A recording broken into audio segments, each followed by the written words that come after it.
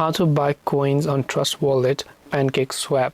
So if you want to buy coins on Trust Wallet using PancakeSwap or other features like that within the app, open up the Trust Wallet application and basically you just have to go ahead and then log into your account.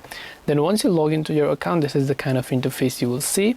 Now normally you have to simply come to that discover icon located at the bottom right corner of the screen.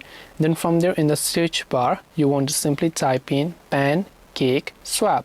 And you'll find PancakeSwap as the search result from the top. Make sure to simply tap on that particular icon there, and once you've done that, you will basically see this type of interface where it says PancakeSwap.finance. Now once you're here, if you have not yet already connected your Trust Wallet account, you need to actually make sure to connect it. If you've already connected, it will directly ask you to convert it. So depending upon what you want to do, tap on the connect option and then you can buy coins right from here.